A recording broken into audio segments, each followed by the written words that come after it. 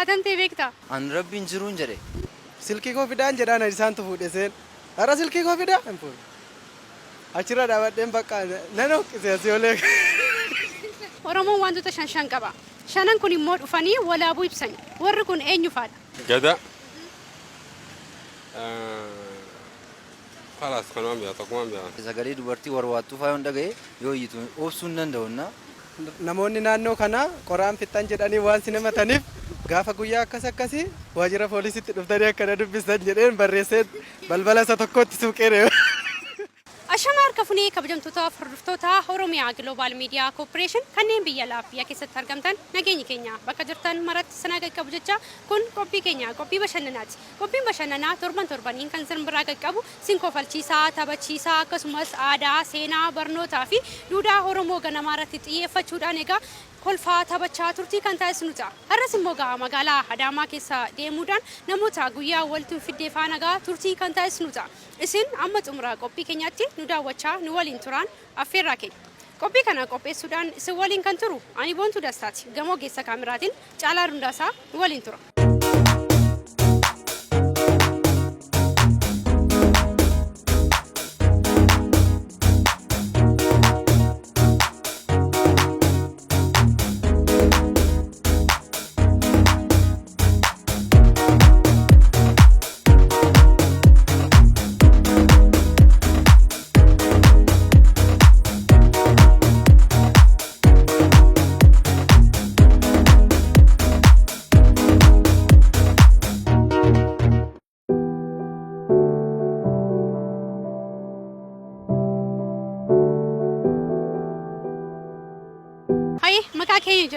Maqaan koo Leencoo Dalasaa naan jedhani.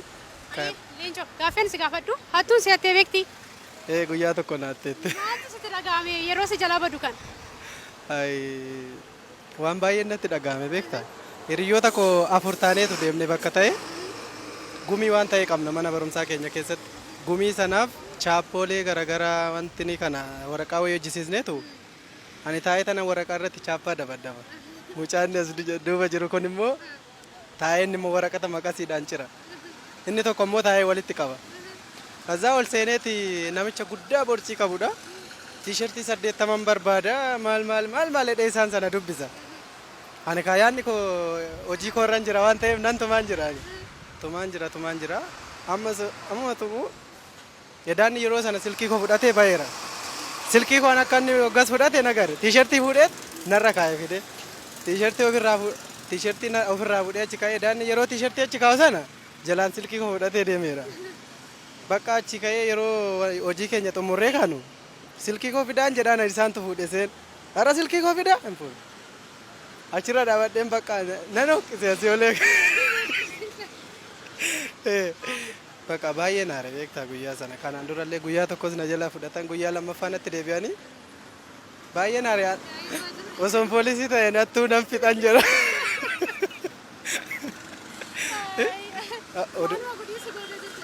Waan ittuun na goote. Osoon poolisii wayiin qaama seeraa wayii ta'e du'amni itti maraadha. Maqaa kee? Abdisaa karaa manaan jedha. Oromoon wantoota shan qaba. Shan kun walitti dhufanii immoo walaabuu ibsani. Shanan kun eenyu faadha? Wantoota shanan?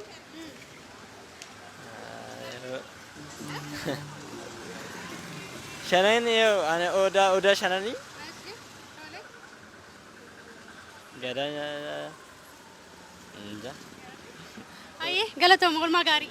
galatoom. Aye, maqaa keenya jedhu. Milkiyaa Sajjamaa Roobaa. Gaaffii an jalqaba si gaafadhu mudannoo jireenya kee keessatti wantoota si mudate kun nama kolfisiisa kan jettu tokko. Mudannoon jireenya koo keessatti na mudate barataan ture ani otoon baradhu magaalaa Amboo keessatti otoon dubbisuun barrii koo otoon cufatiin rafe. Gaafa rafuuni silkii koo jedhanii birrii kiisii koo jira jedhanii hunduma isaa na alaa fudhatan. Gaafa wareeru garuu baay'ee manna'e gaafa na'u homaatiin goone gadi bahee xaayitaan barrii dura surree koo fuudhanii ala kaa'an beektaa achi fuudhee ol deebiseetuuni bakka waan godhu wallaalee nan rafe.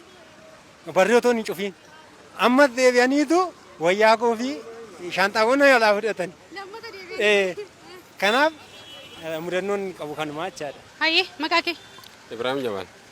Hayyee Ibraam gaaffeen si gaafadhu mudannoo jireenya kee keessaa kan si kolfisiisee barnoota irraa argattee dabarte tokko mudannoo kun immoo nama barsiisa kan jettu. Ani mudannoo na mudadhee gaafaa tokko xiqqoo jechuudha amata 5 akkas dura. Odoon karaa deemuu miyyoon takka akka tasa. Kalaas ganda isaaniitti ol gore. Ganda isaaniitti ol goree jennaan miyyoon kalaas dhuftee aneesuma sitti fakkaadde. Wayallee isuma kiyyettee dhuftee nama maramte. Wayya isuma kiyyettee nama maramte ogeessin jettee ilaa hanga ulaa waliin yaane. Hoggaa waliin yaanee wajjin mana dhayine kalaas asirratti obboleessi guddaa fi abbaan siina beekanii. Akka aneesuma siin ta'in miyyoo gadhiisni maraatte janiin. Achirra kalaas miyyoon eefas booda amma beeytee na gadhiifte. Eefas booda anis hoggaan isii harkanii saalfadha. Isin hoggaan agartanii saalfatti wal dheesina namuuni qofalla. Sana gaba. Ani kalaas akka anumaatu eesuma siiti isi jeetiin akkana if lallaaleewu. Anuma moo manaa bamoo zaahir hangaan jiru tokkotti. Anuu if shakkeetiin jira miila addaa keessa galee hagaan ajin deemini. Maqaa keenya jedha. Gannaa milkeessa jedhama. Hayyeegaa gaaffeen si gaafadhu mudannoo jireenya kee keessatti kan na mudateera irraa baraddeen darbe nama immoo kofalchiisa kan jettu tokko. Mudannoon jireenya kee keessa na mudate an bishaan daakkan beeku akka tasaa ta'e hara laangannoo jedhamu jira. Achi dhaqee ijoollee daattu argee isaanii gara kaas seene yoo seenee jedhu lakkiidhaan seene sun adda hallayyaadha na nyaate achi booddee ijoolleen yoo harka sochoosu dhufaniiti keessaa na baasanii jechuudha. Kanaafuu waan hin beekne itti seenuun xiqqoo si dura beekuun barbaachisaadha waan jedhu barnoota. Amma ergasii barteetta wagga. Ergasii ammoo waan akkasii irraa of eegeera irraa barnoota naaf ta'ee darbee jechuudha. Hayyee maqaa keenya jedha. Maqaan koo Araarsaa jedhama.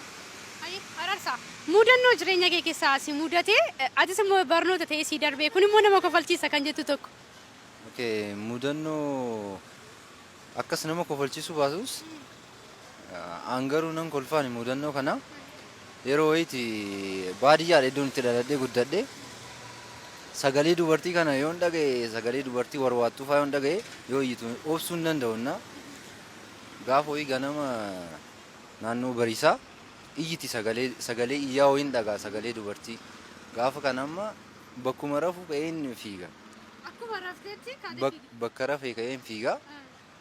Manni walafoo jira akkas laga baatee achi gama baataa achi booda fiigeen dhaqee yoon dhaqu butaantaa qofaan hin jira kan jalaa jechuudha. Achi booda jaarsa fi jaartiitu wal lolaa jira. Amma addaan hin qabe odoon addaan qabaa jiru uummanni biraa immoo iyya kana dhaga'ee fiigaa dhufe. Achi booda isiin yoo kana fiideet gara manaa seenti gisee uummanni dhufu kana. Achi booda xiqqoo turtee waan uffatamu wayii naaf fidde. Nan uffadhee akkasii araarsinee biraa deemne ganama wayita naannoo sa'a lama naannoon sun guutuun mucaa san waliin qabamte jedhaniiti waa'ee kennaa haasa'u. Jaartii isaa eebaluun akkas isa waliin argeeti tumee jedhanii haasa'u nama mudannoo akkanatu qabu. Waan biraa keessaan galee jechuudha. Mudannoo ajaa'ibaati. Mudannoo jireenya kee keessaa kan si mudatee beeku wanta kun immoo adda kan jettee tokko irraa atis immoo irraa barattee kan darbite namas immoo barsiisa kan jettu. Yeroo tokko kutaa 10 yeroo baran hiriyyoo tokko jira gosis yeroo tokko isaan baadiyyaa irraa dhufan magaalaan jira. Isaan sanbata maal fidanii dhufu biyyarraa yeroo dhufan waan fidanii dhufan beekta miti ree baadiyyaa yoo taate. Isaan waa fidanii dhufu sanbata nan dhaqaan dhaqeenyaadha guyyaa tokko dafanii dhufuu didan hiriyyaa koo waliin dhannee mana isaanii teenyee dhufuu didan. Hiriyyaa isaanii sana keessaa tokko immoo akka qoraan nama atan nutti meera halkan deemanii taxira namaa kana hin guuru hinatu manatti itti fayyadamu. Achi bakka ijoollee kana dhabne amma akkanumatti deemnaan jedheen taa'ee ta'u jira. Luukii tokko kiisii keessaan baadha. Luukii fudhee tanan akka ajajaa waraanaa biyya sanaatti akkas ijoollee akkasii maqaa balu maqaa isaanii waameen namoonni naannoo kana qoraan fixxan jedhanii waan sinemataniif gaafa guyyaa akkasii waajjira poolisiitti dhuftanii akkana dubbistan jedheen barreessee balbala isa tokkotti suuqee deema. Balbala isa tokkotti suuqee deema. Amma numaa balbala isaa gibbii isaanii gibbichi guddaadha omtuu keessa hin jiru. Yeroo gibbii keessaa baanu tokko dhufe. Duubaan naannofnee qorqorroo keessaan laallaasee olee. yeroo nu qorqorroo keessaa laallu tokko maatii baay'ee faana dhufe hiriyaa isaan keenya keessa innaa waraqaa sana fuudhanii dubbisan bakka mataasaa qabateetiin nakkaneedha waan hojii isaanii waan beekaniif mataasaa qabatee na'e maatii wajjin dhufan immoo dubbisuu hin danda'anii maanneedhaan hin gaafatu nu bakka lafarra gangalannee hin kofanne amma isaan sunis warri sadis dhufan gaafa sadi dhufan sadan isaanii galgala mana poolisiin halkannutti dhufanii mana baanii erga guyyaa sanaati qoraanatanii hin beekan achi annarraan isaan dhowwee jechuudha. Annarraa isaan dhowwee bakkees isaan bulchee baanii iddoo biraa bulanii ergasii gaafa maatirikiidhaaf eebba godhannu itti meen mudannoo sana achirratti kofallee adda baay'ee akka akkas godhe akkasidha. Gaaffii lammataan immoo Oromoon wantoota shanan qaba. Shanan kun immoo walitti dhufanii walaabuun ibsan. Warri kun eenyu faadha? Odaan shan, gadaan shan, duudhaan shan. Lammoo kanuman beeka. Hayyee ulfaadha. Gaaffii lammataa si gaafadhu Oromoon wantoota shan qaba.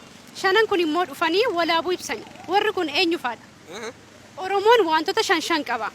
Shanan kun immoo walitti dhufanii walaabuu ibsan. Warri kun eenyu faadha? Gadaadha. Birmajji. Mama. Gada.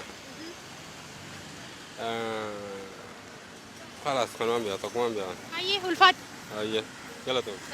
Lamma darrammoo hatamtee beektaa? Hatamee beek. Asi baay'ee rifadhe halkan keessa ani Adaamaa kana keessa beeku dhufee naannoo Firankoo bakka jedhamu jira. Hattoonni lama sa'aatii halkan keessa dhalama gidduu na seenanii kiisii duubaa kana birrii 500 waliin na darban.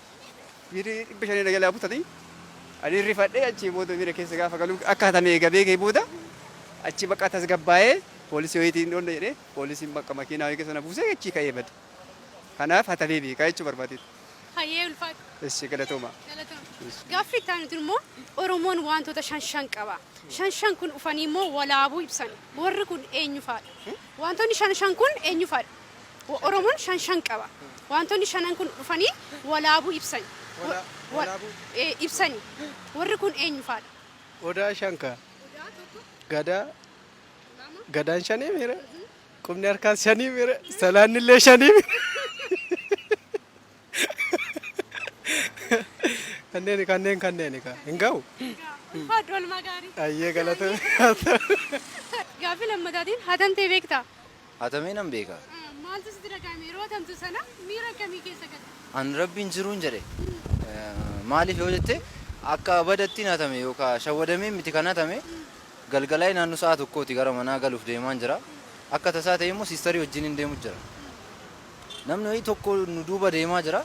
Tokkichuman seedaa isaan hiriiranii wal jala deeman warri haatu kun. Achi booda bakka wayitti nu marsan. Halkanii iyyuu hin dandeenyu. Nu marsanii yoo nu marsanii isa na duuban dhufe kana xiqqoon irra gabaabata. Anis gabaabaadhuma ofirraan lafaan dha'e. Ol lafaan dha'u saanjaa wayii farkaa qabdi jarri kun. Siistarii kootti baasan innaa. Yeroo sanitti dubbachuus dadhabee waa gochuus hin dadhabe.